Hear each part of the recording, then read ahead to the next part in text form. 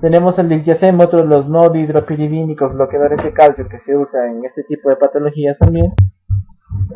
Vemos que pueden ser administrados por vía oral o por vía intravenosa. Al ser administrados por vía oral se absorben a nivel intestinal, posee una biodisponibilidad cercana a 80%, un tiempo de vida media de 4 horas, un metabolismo hepático que deja metabolitos sin mayor relevancia y se excreta principalmente por vía biliar.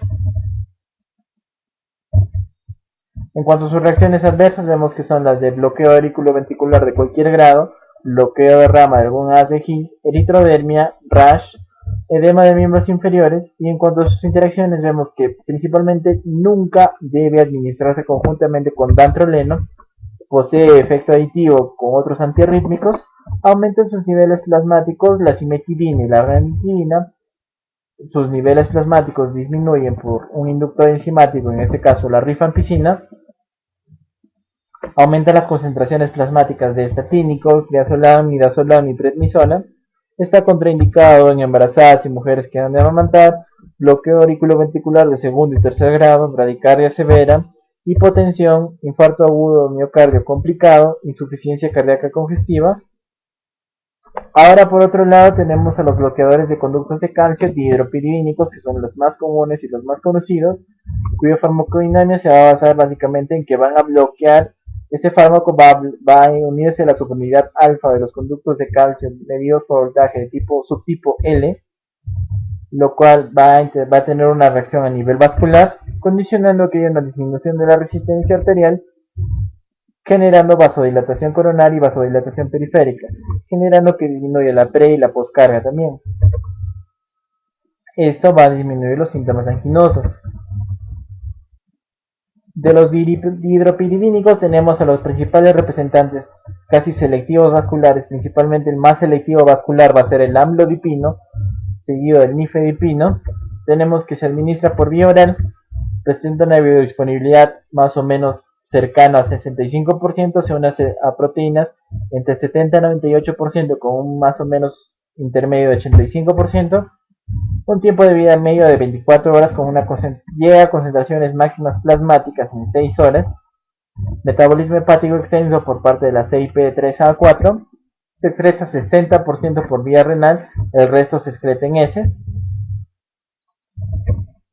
En cuanto a sus reacciones adversas, vamos a ver que las principales son la de edema malleolar, hipotensión y flushing. El flushing va a ser básicamente el enrojecimiento, la rubicundez a nivel facial. Cefalea. En cuanto a sus interacciones, vemos que van a aumentar el riesgo de rabdomiolisis, principalmente de la simvastatina, la atorvastatina y la lovastatina. Va a incrementar los niveles plasmáticos de cimetidina. En cuanto a sus contraindicaciones, vemos que está contraindicado principalmente en pacientes que presenten una estenosis aórtica severa, cardiomopatía obstructiva, angina inestable sin tratamiento previo, insuficiencia cardíaca e insuficiencia hepática. Tenemos al bloqueador de canal de calcio dihidropiridínico más selectivo vascular, que en este caso va a ser el amlodipino. Se administra por vía oral, presenta una biodisponibilidad también cercana al 65% y con una unión a proteína entre 70 y 98%, casi igual, en realidad similar al anterior fármaco.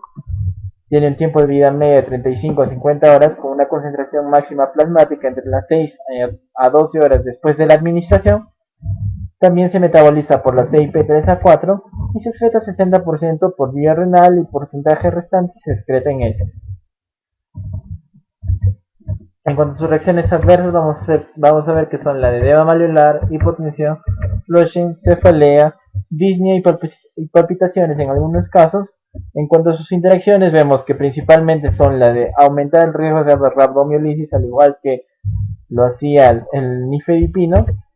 Y vamos a ver que el jugo de uva o de melón incrementa su concentración plasmática. Está contraindicada en pacientes que presentan una estenosis aórtica severa, cardiomopatía obstructiva, angina inestable sin tratamiento, insuficiencia cardíaca, infarto agudo de miocardio. Ahora vemos que las dosis para este tipo de fármacos son las siguientes. Tenemos para verapamilo una dosis de 60 a 120 miligramos cada 8 horas, que básicamente todos estos fármacos se van a usar en anginas de esfuerzo, siendo el único que se va a usar en angina inestable o de reposo del amlodipino. Tenemos una dosis de verapamilo de 60 a 120 miligramos cada 8 horas. el diltiazem de 80 a 120 miligramos cada 8 a 12 horas.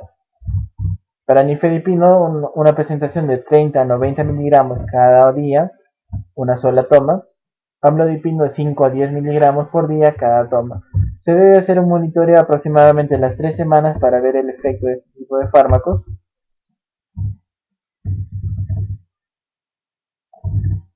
Tenemos ya los grupos que vienen a ser de segunda línea, van a ser los fármacos que se dan cuando no se pueden usar beta bloqueadores por las contraindicaciones que se observan, o no se pueden usar bloqueadores de canales de calcio por complicaciones como la insuficiencia cardíaca congestiva en este momento. Tenemos principalmente los inhibidores del flujo IF del nódulo sinusal. El principal representante es la ivabradina. Se administra por vía oral con una biodisponibilidad de 40%, se distribuye 70% en proteínas plasmáticas con un tiempo de vida media de 11 horas. Vamos a ver que se metaboliza a nivel hepático e intestinal por la CYP3A4.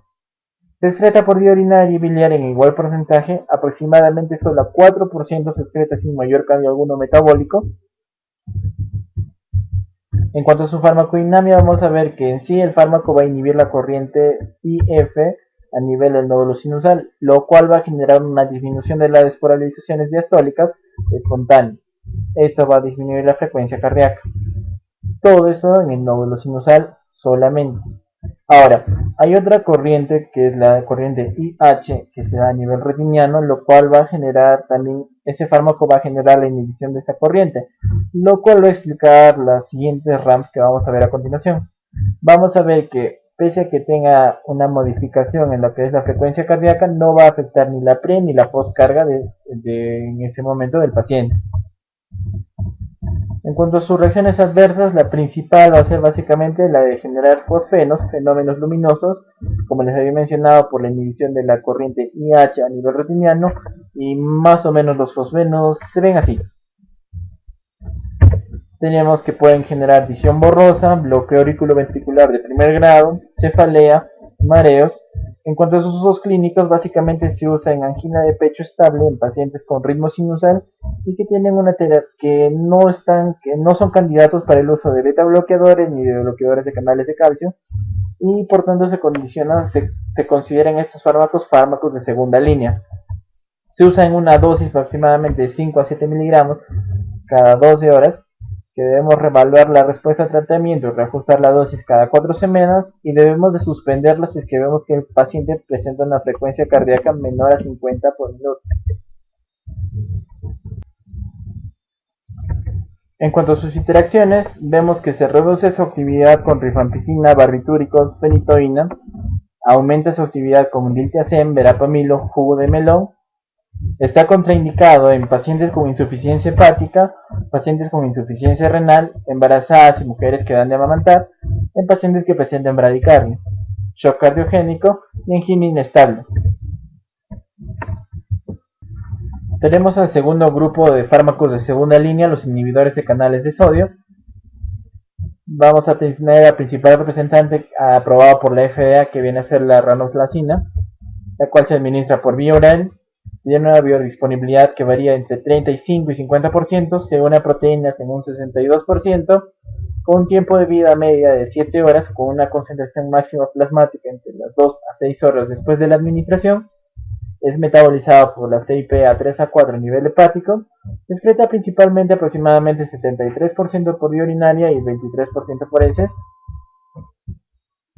En sí, la farmacodinamia de la ranolazina no está tan clara, pero se sospecha que básicamente debe su efecto, que básicamente inhibe la parcial oxidación de ácidos grasos a nivel cardíaco, y va a generar un cierre de la corriente de reentrada tardía de sodio. Esto va a condicionar su efecto más o menos antianginoso. En cuanto a sus reacciones adversas principales, va a ser las de mareos, cefalea, estreñimiento, astenia. Sus usos clínicos principalmente son, al igual que la ivabradina, en angina de pecho estable como una terapia de segunda línea. Se sugieren una dosis de 375, 500 o 750 miligramos cada 12 horas, reajustando las dosis cada 4 semanas. En cuanto a sus interacciones, tenemos que son básicamente que va a incrementar las concentraciones plasmáticas de digoxina, simvastatina, atorvastatina y otras estatinas metabolizadas por la CYP3A4. Si desean recordar esto, pueden volver a escuchar la clase de dislipidemias para que recuerden cuáles son metabolizadas por CYP3A4. Tienen un mayor riesgo de generar arritmias ventriculares cuando se administra conjuntamente con antihistamínicos, antiarrítmicos, eritromicina y antidepresivos tricíclicos. Está contraindicado en pacientes con insuficiencia hepática, con insuficiencia renal y que estén actualmente en el programa de Targa. Y por último llegamos a lo que viene a ser el resumen clínico, que es la parte más importante en sí de la clase.